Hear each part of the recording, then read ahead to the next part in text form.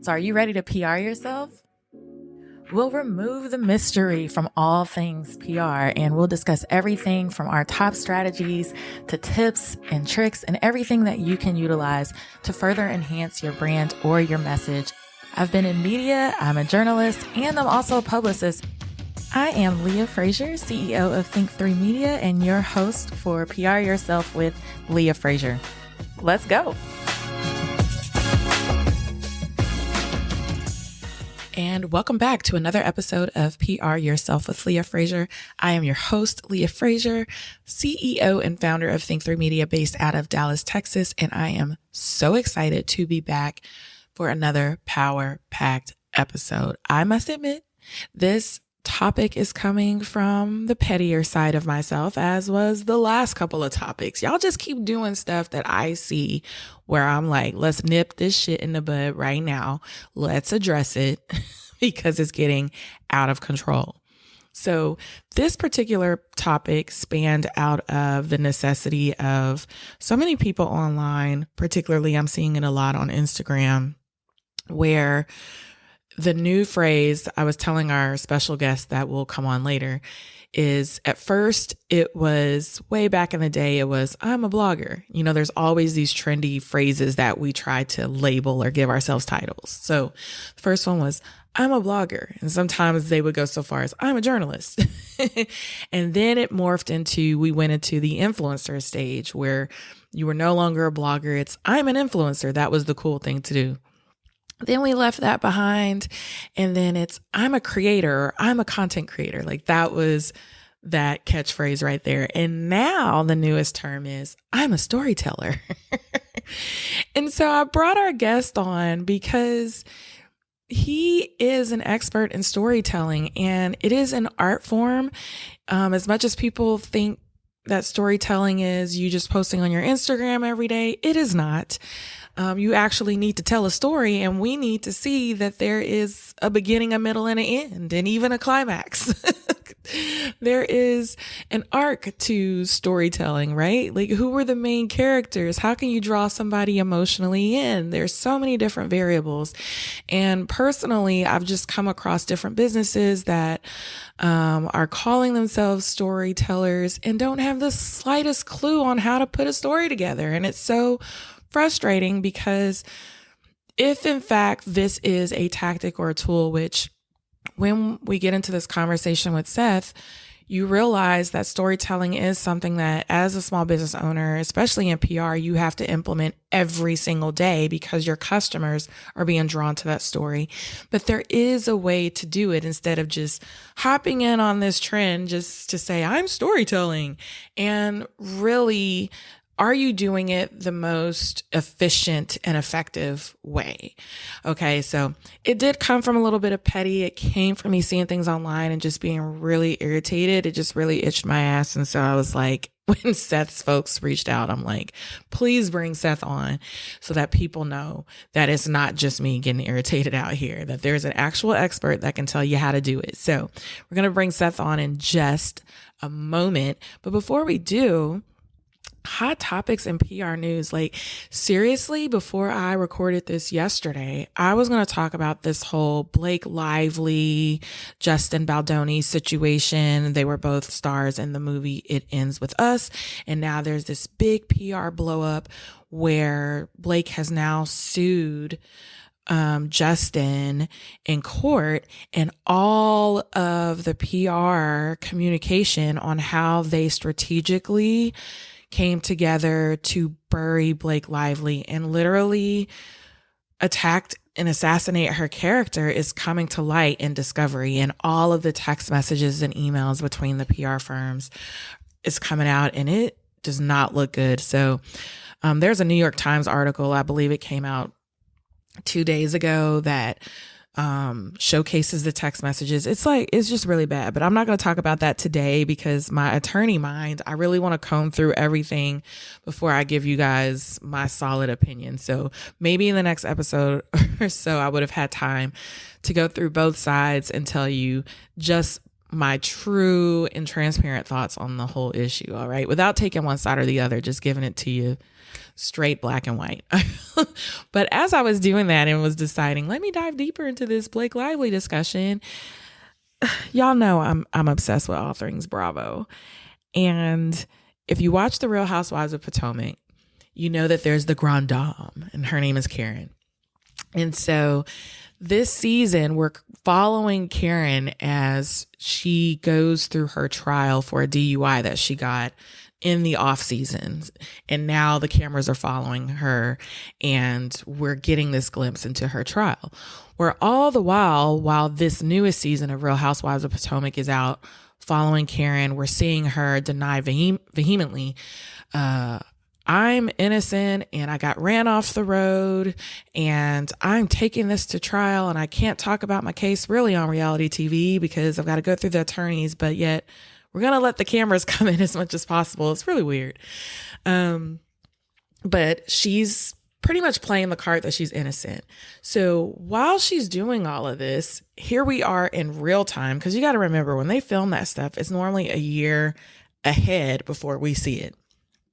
So now her trial results come out and she took it to a jury trial, which the former attorney and me, I'm like, look, if you can get a bench trial with a judge, that's better than going before a jury.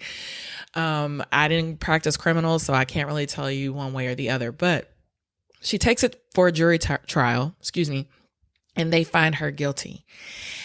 And right around the time they're finding her guilty, they release the footage of her arrest. And when I tell you, it is damning evidence where I'm looking at it like, what in your right mind led you to believe that you were actually going to win this case? She is clearly slurring. I don't, others are alleging that it could be more than alcohol involved, because she was complaining about her nose running or bleeding and there was a lot of sniffling. There was just so much going on. She throws up the fact that she's on TV and throws Andy Cohen's name in the mix. So I know he's probably not happy about that. But pretty much asking the cops several times, like, do you know who I am? Do you know who I am? And I'm like, girl, you are a reality star that just got pulled over for a DUI. And not everybody watches Bravo. Not everybody is me. So the cop just kept telling her, like, I don't know who you are. And he was so calm. And so this video, I believe the Fox in Washington, D.C. uploaded the whole thing. And I think it's around 36 minutes. And yes, I watched the whole thing because it was cringy, but I wanted to see what the real facts are. Because on the show, she alleges that her husband, Ray, didn't really take care of her. He didn't really come to her rescue. And he was genuinely there for her the whole time before they handcuffed her and took her in for booking. So we're just seeing all of these holes poked in her story.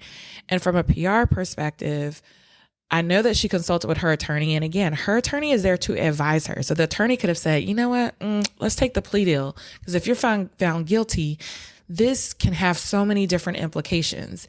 And there's been previous shows where I've said that an attorney thinks a little bit differently than a publicist. That's why I pride myself on being both, because I can kind of see both sides of the story, right?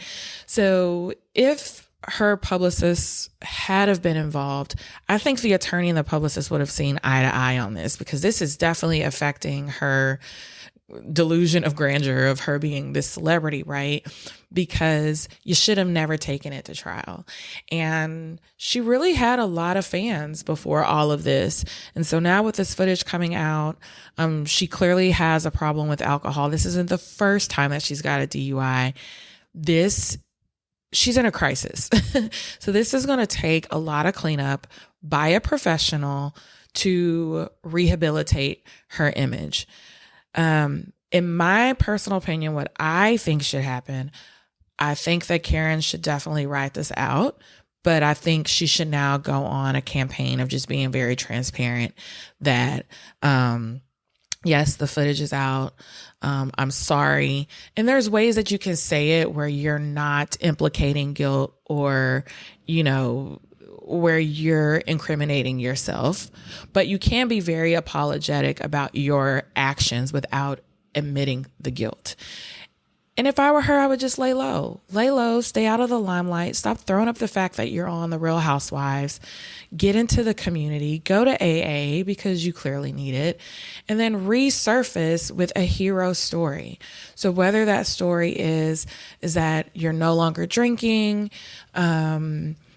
you're more involved in the community, or walking us through your Alcoholics Anonymous process, or whatever it looks like for you, we need you to err on the side of just being humble, which has not happened to date. So that's what's hot in PR news, where I'm like, this is a PR nightmare. There clearly wasn't a crisis communications plan for this woman, but seeing her arrogance, I don't think she would have listened to her publicist anyways. I think she thought the good PR move was, I've gotten this DUI and I'm going to take it all the way to trial, and I'm going to claim my innocence to save my public image on this show.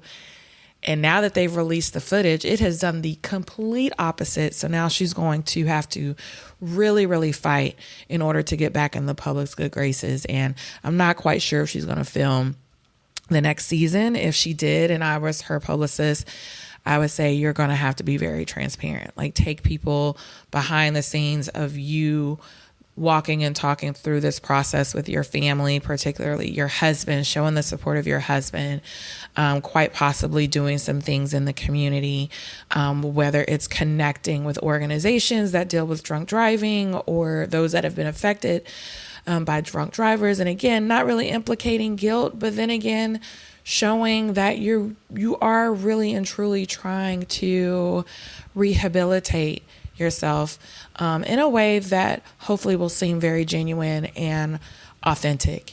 And then also in doing so, again, gosh, Karen, this is just this is just tough.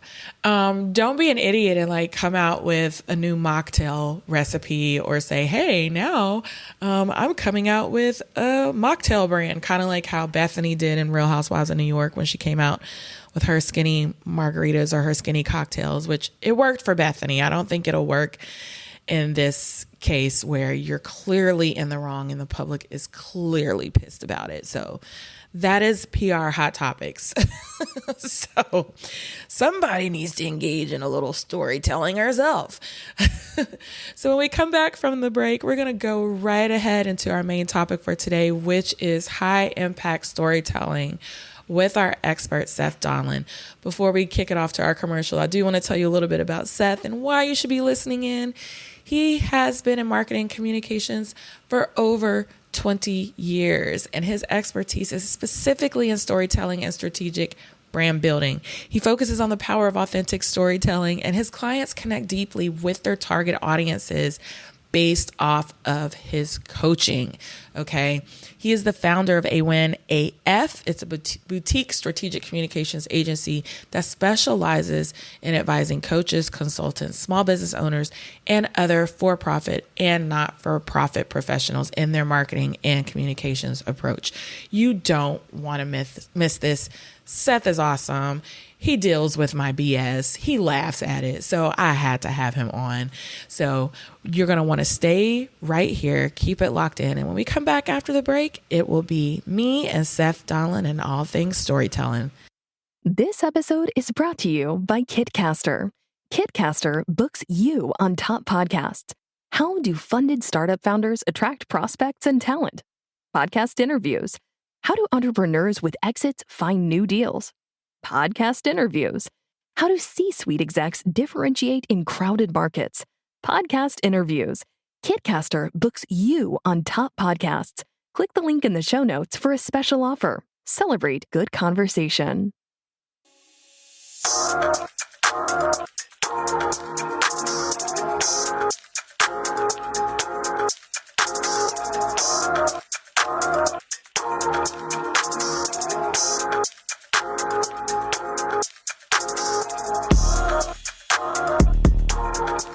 All right, welcome back to another episode of PR Yourself with Leah Frazier, and I'm very excited to introduce our next guest, and he's going to talk about a topic that really, Seth, I didn't tell you this, but it's chapping my ass right now. With everybody calling themselves a storyteller, I'm storytelling or I'm a storyteller, but are you really? Are you really? Oh, I have Seth Donlin here to talk about what storytelling truly is and what you really should be doing as, Sure. Yeah. with his storytelling skeptic guide. So, welcome, Seth. Thank you, Leah. It's really great to be here. I love talking about story. That's why it's what I do for a living. And I'm super excited to share that with your audience. But have you seen the shift yourself? I mean, I feel like it's so funny. I was having a conversation with someone the other day that at first it was, I'm a blogger, and then Mm. I'm an influencer, and then I'm media, and I'm a now creator and I was yeah. gonna just say that one. I'm a content creator, and now Right. it's storyteller. So, like, what are you seeing? Are you seeing it too? Sure. Well, I mean, I probably am looking at it from a slightly different lens, and to hear you frame it like that makes me realize, yeah, you're right. I mean, for me, it's a little more, as you can imagine, it's a little more exciting because I'm like, all right, people are finally getting it. They're trying to tell story. The flip side of that coin, of course, is what you're talking about, where okay, you're trying to tell stories. You're not quite there yet, right? You're not quite a storyteller yet. Um, or you're not telling, you're look, it's just like anything else. Like, when you're 6, you're playing basketball. That doesn't mean that you're a professional basketball player, right? You can call yourself but a 6-year-old kid loves to play basketball. They can call themselves a basketball player, but we understand that there's a difference there in ability and level.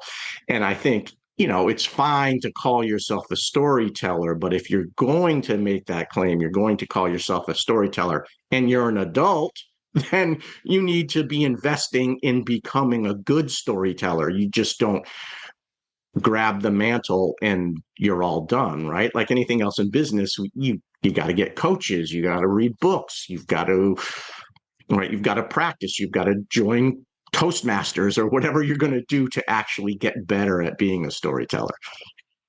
I was like, read books. Mostly I still read Right. books. I just got back from Absolutely. Portland, and I had no idea Portland was a book city. And so I lost my mind. I brought so many books back, but so many people, they do Audible or they just don't read at all these days. Right. So Right. No, they've got that. anyway, They've got that great bookstore up there in Portland, don't they? It's like 2 city blocks or something like that. Am I thinking Powell's. about the? Yeah, such a good bookstore.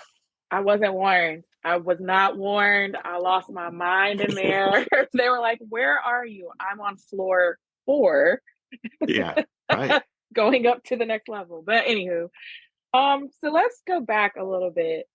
In Okay. your definition as an expert, what is storytelling if somebody's listening in and they're like, I don't know if I do that or not? Well, I mean, of course, there's all kinds of different types of storytelling, right? We've been telling stories. I mean, storytelling is an important part of humans, the story of humanity, right? I mean, we, you just talked about it. Now we have Audible and we listen to podcasts and read blogs and watch movies and stuff. But, right, thousands of years ago, 10,000 years ago, 50,000 years ago, all we had was verbal communication, nonverbal, obviously gestures and stuff. But to communicate something, you didn't write a book, you didn't go out and teach a class, you told a story in order to convey information. So people have been telling stories. We as a species are a storytelling species. But of course, there's all kinds of stories. There's a story you tell somebody when you get home from a long day about something that annoyed you or something that excited you. And that's a nice way to share a piece of yourself and share a piece of your life. There's the story that your child tells you or that you tell to a child to entertain and delight them and to bond with them in that way, right? That's all storytelling too. But we're talking about storytelling in a business sense. There's got to be a business purpose behind that story. And there's a number of reasons that you might tell story in business. You might tell story to tell the history of your brand. You might tell story about a client journey so that other potential clients can see themselves in that client journey. You can tell a story about a success that your business had. You could tell a story about a failure that your business had. To own that, but then you have to take the next step to explain how you've fixed whatever it was that ended up causing that problem, right? And now you are a stronger, better, more able to serve your customer. You're a business that is more able to serve your customer, right? And there are other stories you can tell, right? But the point of a story in business is that it should be serving some purpose. Should be serving to connect you to your audience, your client, your customer. It should be serving to emphasize the differentiator in your business, in your product, in your service. There's got to be some reason behind it. You're not just telling a story to make somebody laugh, to make somebody cry, like we might be doing amongst friends, amongst family members, amongst coworkers or something like that. That's a different type of story. And so what I'm hearing you say, especially from like a small business perspective, that storytelling is everywhere. It's your website, it's social media, it's your messaging on your LinkedIn platform, even in PR. It's what is the story or what's the messaging that you're bringing on TV or on radio, and making sure it's all consistent and that it matches. I guess my question for some folks who have never really considered, they just do things day by day. Like, what's Sure. the first step without being overwhelmed with, I've got 100 stories to tell? It's a good question. I think the first step is, well, it's a little bit of a chicken and the egg. You can do it one of two ways. There's two things. Let's see the first two steps that you need to do. One, you need to get clear on what it is that you need your stories to accomplish. And again, just as I said, it can and probably should be multiple things. You need to tell stories about who you are as a company. You need to tell stories about who your customer base is so that people listening to your story can say, okay, that's me. I need to pay attention. You need to tell stories about all kinds of different things. Tell a story about a sale that's coming up or whatever, right? There's all kinds of business purposes that you have for telling stories. And you've got to get clear on that, because if you're not clear on that, then how do you know what story to tell? You tell a story and hope that it does what you want it to do. That's obviously not a recipe for success. The other thing is you need to start working on, what are my stories? What stories do I have that I can tell? And that really comes from, it's really as simple as grabbing a notebook. Clearly you can do it digitally. You can keep a spreadsheet on, Google Docs or Excel or however you want to do it. But you need to be, if you want to be using story, you need to be thinking story. And not all of us think this way. Right? When I was in college, I was in a creative writing program. I had friends that were photographers. I had friends that were dancers, right? We all saw the world through a different lens. Everything to me was a story. Everything to my photographer friend was a photograph, a way to frame something in photo. The dancer wanted to, express it through movement. So if you're not somebody that thinks story all the time naturally, okay, it's something you have to work on. You have to practice. But the first thing to do is grab a notebook, start. And I don't mean journaling like you're writing for 15 minutes of writing out the story, but list the story. If you are coming home at the end of the day, or you're back from lunch, right? You're coming home at the end of the day and you're talking to your partner. You're coming back from lunch and you're talking to a coworker. If you're telling them a story, you're not going to believe what I saw while I was out. Put it in your journal. It may have, it may turn out that story is totally useless to you in business, but it might turn out that it is totally useful to you in business. couple months ago, I was at the grocery store. As I mentioned, I live in a kind of pretty small city. And so it's this small local family owned chain. And I put my daughter to bed and I was racing out to just get a couple of things before the store closed. And I rush around through the grocery store and I get up to the checkout counter. And this is, again, a small town. They still have baggers and, it's a pretty nice little place. And there's just one aisle open. There's no self checkout there. There's just one aisle open, and maybe one person in front of me. I wait. I get up to get rung up, and I don't know.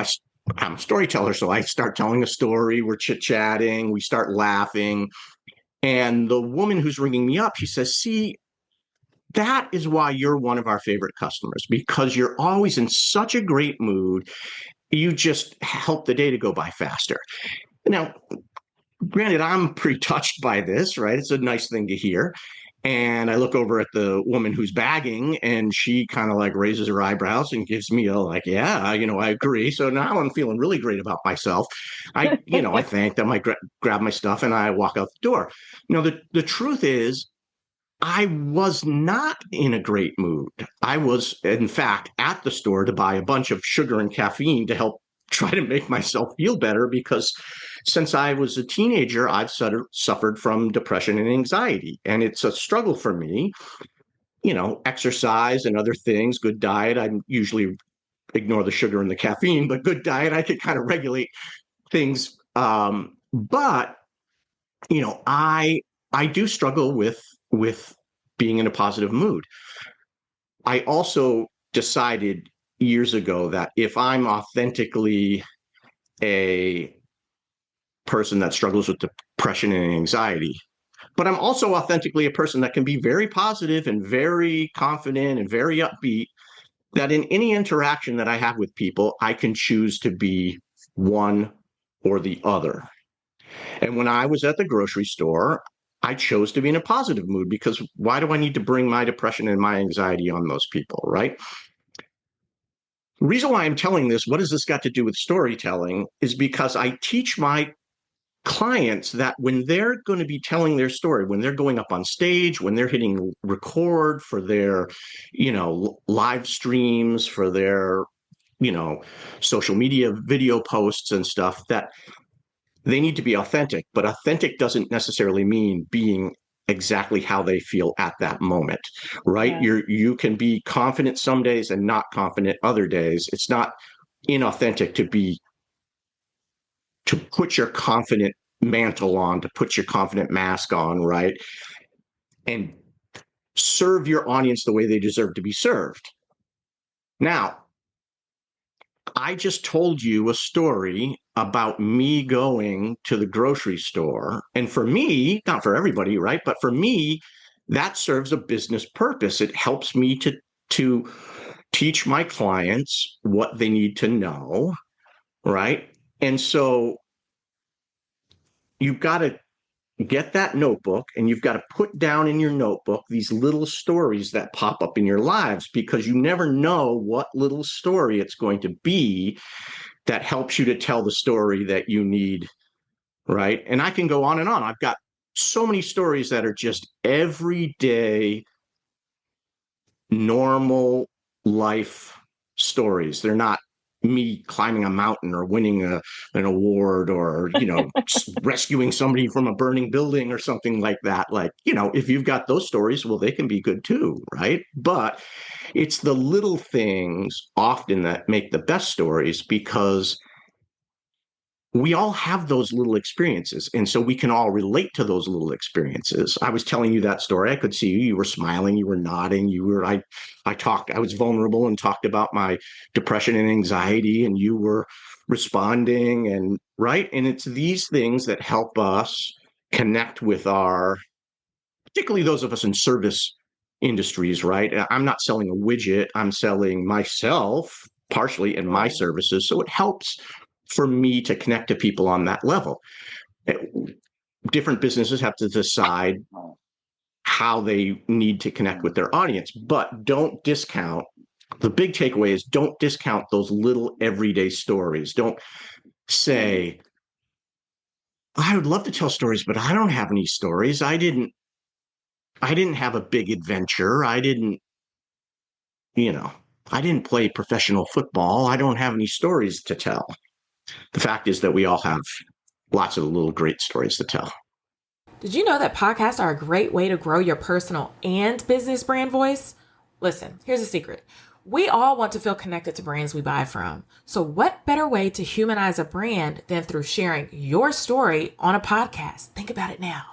You in bright lights and on PR Yourself with Leah Frazier. Hey, it can happen.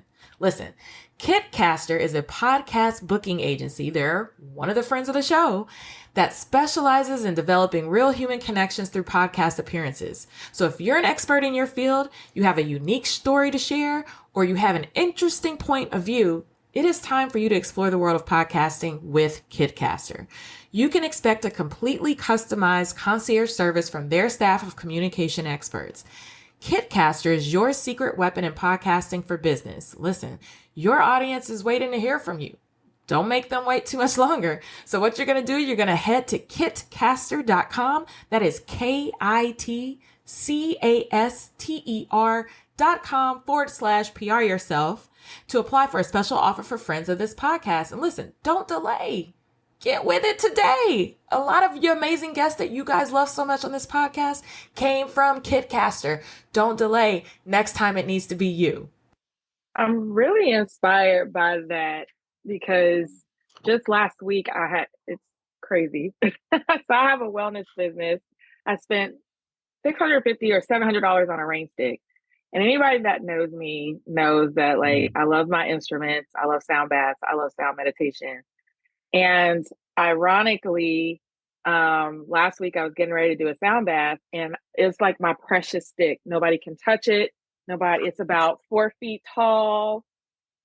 Need a year to buy it because it's custom made. It's by a husband and wife team. I know the story behind how they create it. So it's my special stick. And I had it behind my truck the other day as I was unloading. And as I turned, the bag on my shoulder hit the stick, and all I could hear was crack on the concrete. Ooh.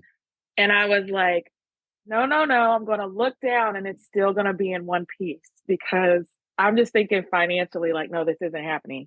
And sure enough, I looked down and it was cracked. And I just felt my heart just sink. I haven't had it but probably 6 or 7 months. And how could I have been so stupid? And so I just pick it up. I didn't have time to get worked up about it. I had to go set up for my class, put it in the back of my SUV, head into class. And for one, I was like, well, I was pretty calm about this. So clearly this meditation and mindfulness stuff is working. Good for you. And then it came to me that I went to an exhibit in Portland called Kintsugi. And if I'm pronouncing it wrong, it's the Japanese art form of taking broken things and mending it back. And the way you mend it, even with its imperfections, it ends up being even more beautiful than it was in its original form. So I'm sitting there setting up, upset that oh my God, my dear rain stick is just shattered. And then I start thinking but you could probably Gorilla Glue that. And then maybe just like they did with Kintsugi, you could put some gold or some paint or something around it and make it something really cool. It's not broken. It just needs to be repaired. And it's going to be maybe it's going to heal a lot of people after this. I don't know. Sure. And so I left that sound bath oh my God, I'm going to name it Kintsugi. And I'm going to Kintsugi it back together and I'm going to document it and tell people on social media what happened. And Absolutely. And yeah, instead of throwing it away or spending another $700 because it wasn't perfect, And so that's what your storytelling is reminding me of. Yeah. And I can see multiple stories in that one. There's a great story like you're saying, hey, we don't have to be disposable culture. I can repair this and it can be lovely. It can be maybe even better than it was before.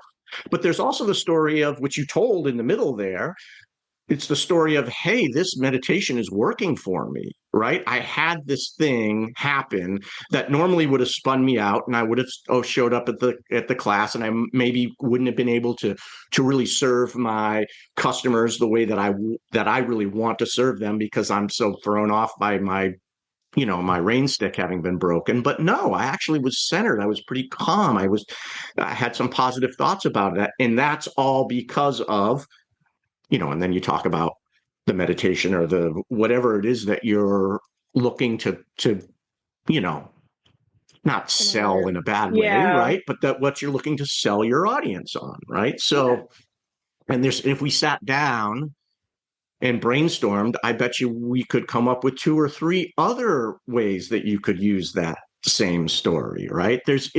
Once you get into it and you start playing with it, it can get fun. For me, it's fun, but it also gets very rich, and you can see that there's a lot more that you can there's a lot more in your life that you can mine for these stories than you initially think. That's fantastic. I did it right. Because I wrote it down in my phone, and I was like, there's something here to tie these two together. And I wrote it Yeah. down and I put it in my notes, and then I went and taught my class. And so I was like, there's something here, the tie between the two. So yeah, cool. The thing we've got to all remember, right? People are going to tell stories about us anyway. I mean, they just do. When I first met my wife, I was trying to break into journalism, freelancing and whatnot. I was working as a bartender. My wife was also working as a bartender, and I would go into her bar sometimes after my shift was over and meet up with friends. And I had a friend, my friend Elle, that I would often meet, and we would sit down, and I'd have a beer or a cocktail and like an appetizer, and Elle would do the same, except Elle really likes champagne. So she would always get herself a split of champagne. And my not yet wife, but my wife, Michaela, would kind of not pay extra attention to us, but set the part of the bar up really nicely, and then kind of step away and leave us alone. And she will tell this story all the time when people ask about how we met, because she was convinced that Elle and I were coming in on regular dates, and that the champagne, it was a special thing.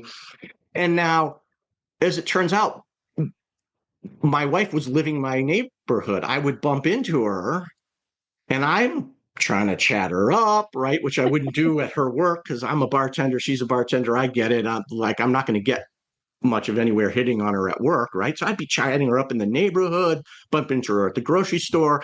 And I'm like, man, she seems very friendly and stuff, but this is just not getting anywhere.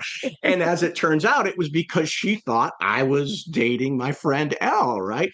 My wife had, nobody was asking her to come up with a story about what was going on between me and Elle, but she created that story. We all do. We create stories about everything, right? I create stories about you create stories about me. We are always creating stories. And so, it's important that we tell our stories.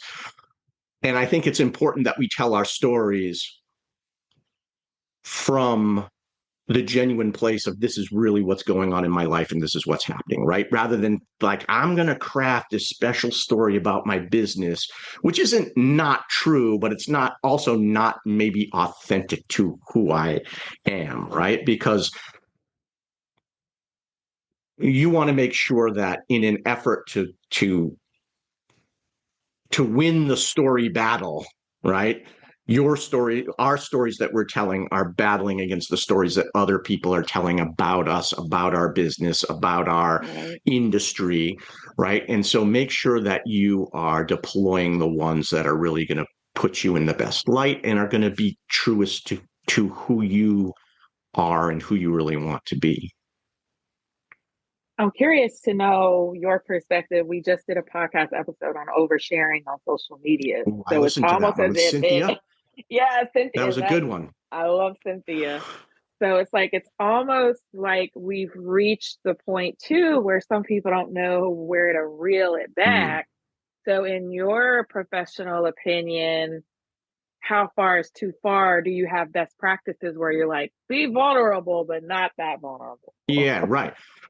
Well, one thing I was thinking about the whole time, as I was hoping you would bring it up, or I would figure out a way to bring it up, because I was like, I Thank want to talk you. about this, because this idea of oversharing is absolutely true, but it leads some people to undershare in right, like the pendulum swings too far in the other direction.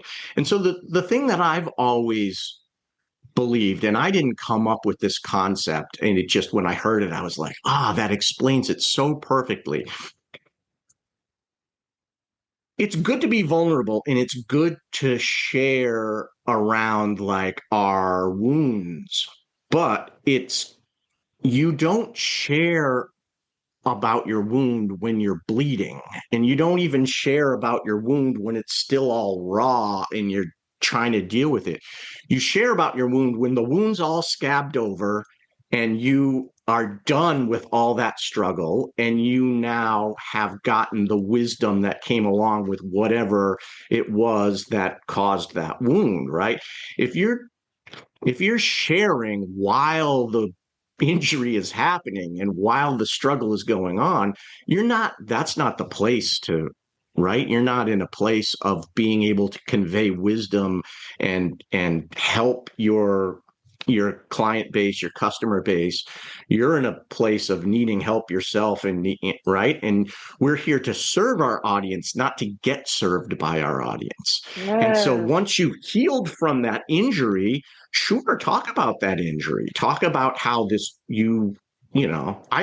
heard some of the things you were talking about. Okay, you're way behind on rent and you're about to lose your business because you're way behind on rent. Well, if you manage to make it out of that, then absolutely talk about that, because there's probably a great story in how you learned some better business practices, or maybe the community stepped up and helped you. I mean, there's a restaurant that I frequent, and their kids go to school with my kids. They're in an old building, grandfathered in, not up to code for a lot of things, because they don't have to be, because it's been a restaurant for, since biblical Yeah. times or whatever, right? Well, they had a fire.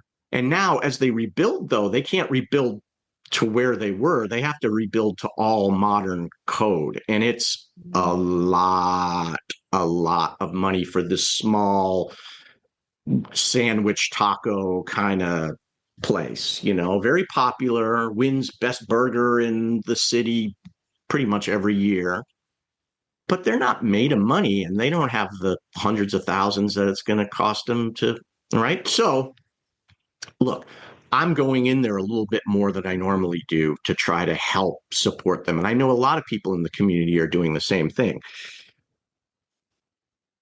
They'll come through it, I'm pretty certain. And that on the other end, it would be great for them to talk about how they felt so supported by the Yep. community, and that's Yep. why they do the things that they do to support the community in turn, and so on and so forth. That's a great story.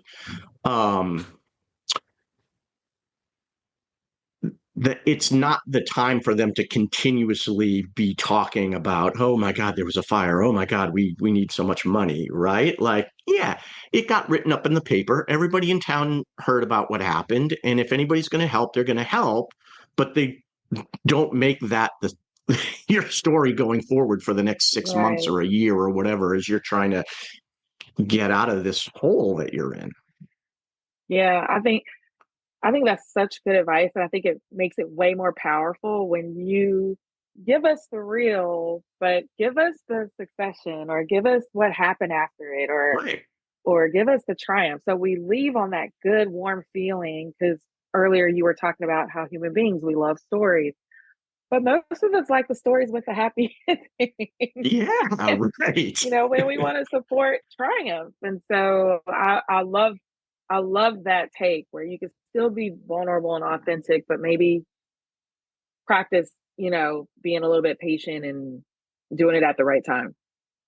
Right. Well, I mean, think about it. It's movies and stuff like that. I mean, think about rom-coms or something, right? You get these people in the beginning of the rom-com and their lives are okay or whatever, and then they meet each other and they really like each other, and then it's a rom-com. So in the end, they end up together, right? But in the middle, what happens? It's all this drama and this mess and stuff like that going on, right?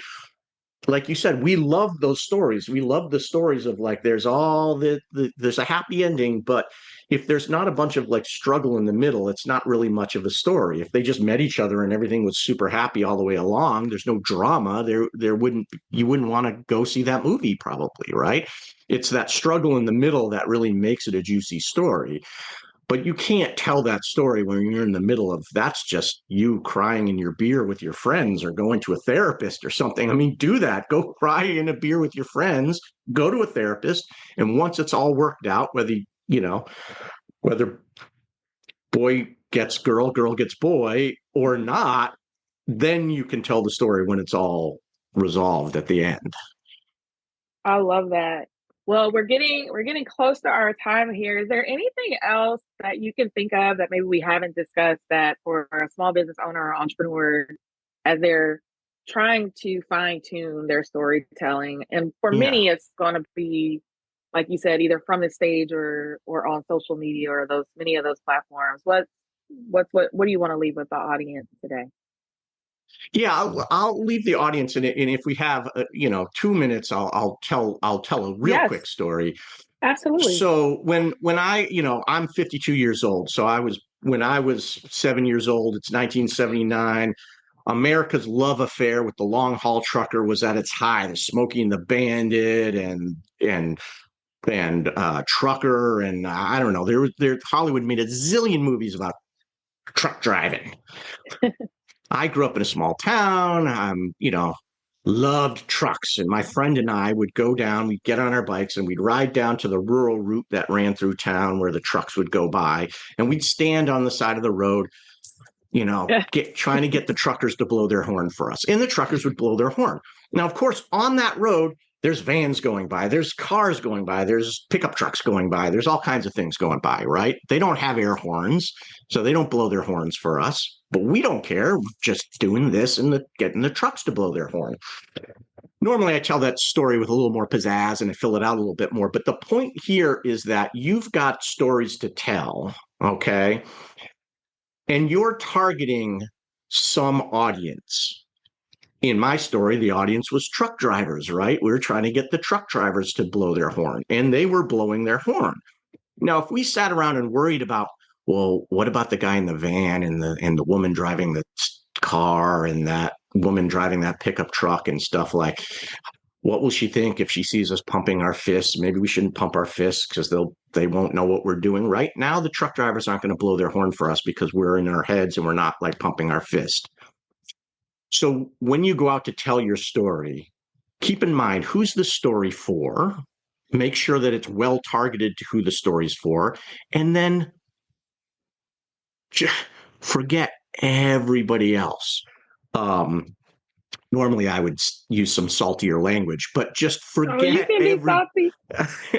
forget everybody else, because they're not your customer. They're not your ideal customer, your ideal client. They're not going to buy from you anyway.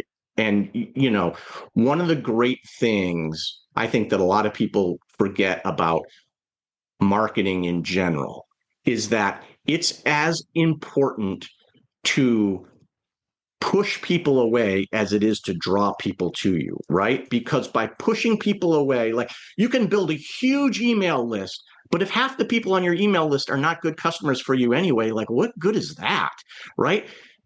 Don't worry about offending people, losing followers, losing people off your email list, whatever. Good, lose them, because they're not the people that are right for you.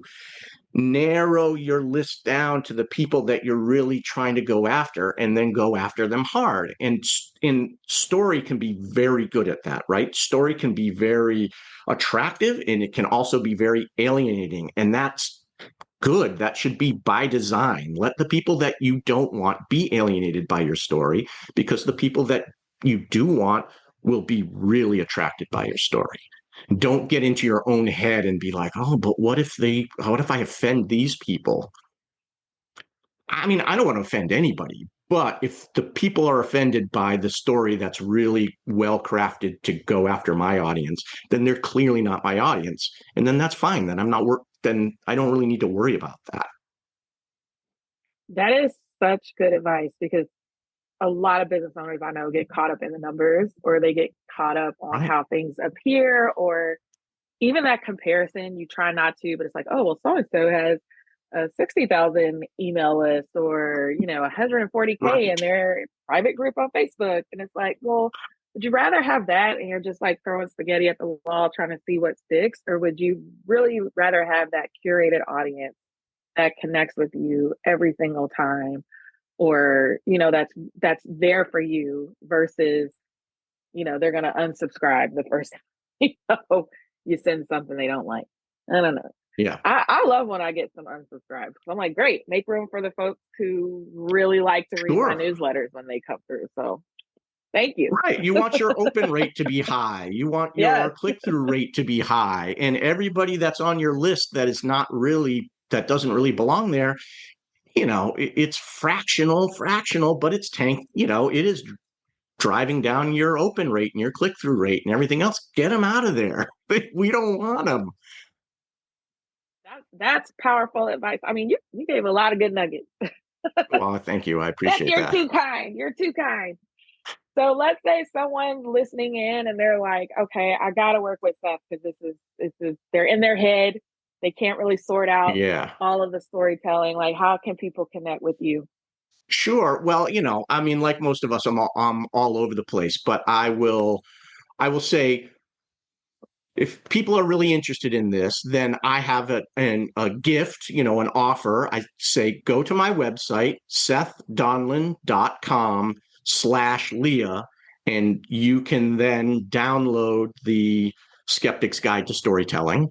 And it will, Skeptic Guide could be two things. It could be convincing you not to be skeptical. It's not this type of guide. It's the type of guide that's going to teach you what you need to do to start getting really good at deploying your stories in a business setting, how to identify those stories, how to polish those stories up, how to build the hooks, how to have the call to action at the end, so on and so forth.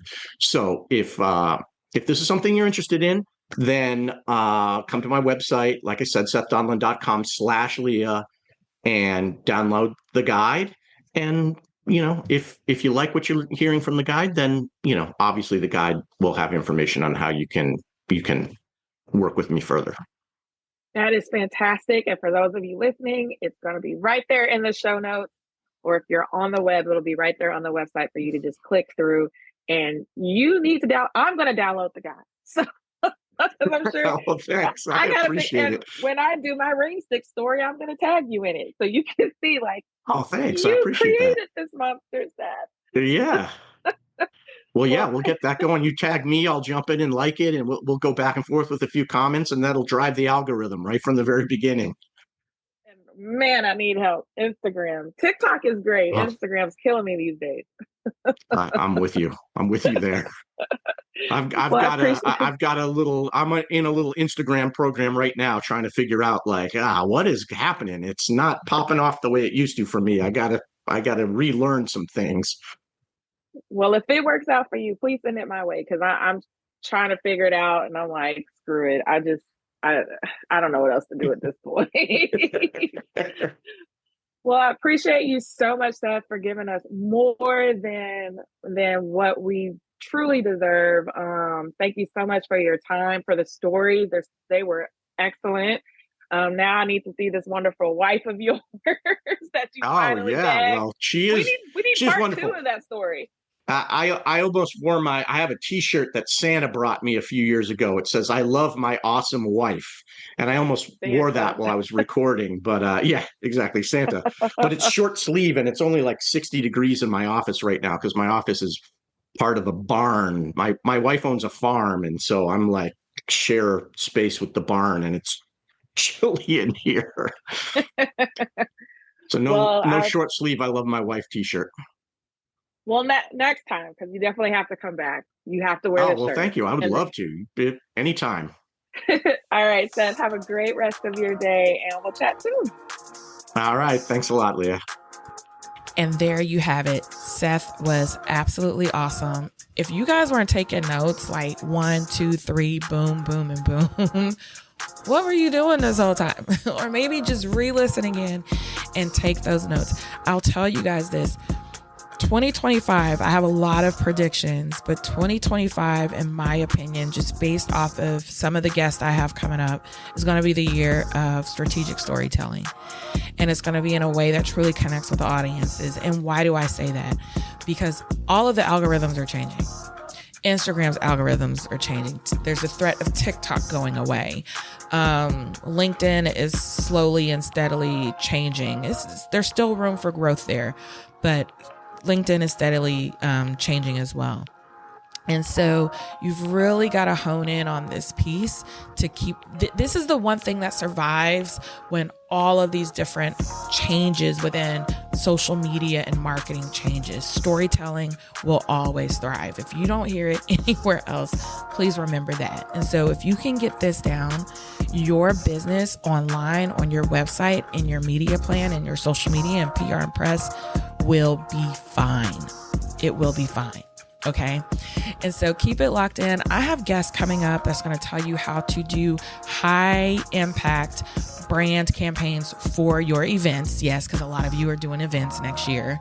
So I have the PR rep for BravoCon, who's going to tell you how they do that. I also have a Google Ads expert coming on to tell you how to conquer Google Ads, as well as someone who is strongly the expert in the customer experience. And that's another one for 2025 where I feel like it's going to separate the losers from the heroes. How you treat your customer and their journey with your business is going to be key. So you're going to want to keep it locked in. If you found this episode helpful, you know what you got to do. Please definitely click that follow button no matter where you're listening to this podcast. Definitely subscribe if you're on YouTube. And please, please, please leave us a review, a comment or a review. It helps this podcast to stay ranked. We're in the top 5% globally, and I want to be able to bring you more high profile guests that can help you with your small business or your journey in entrepreneurship. So if you could do that, follow, click, subscribe, review, like us, comment, anything, please do it. You can also leave me a message on any episodes that you're wanting to hear at PR Yourself Podcast on Instagram, or you can head to the website, pryourselfwithleahfrazier.com. Shoot me a message at the bottom of the website, and I will custom curate one for you based on your needs. And so with that being said, thanks for tuning in. Please share this with someone else that you think may need the information. And until next time.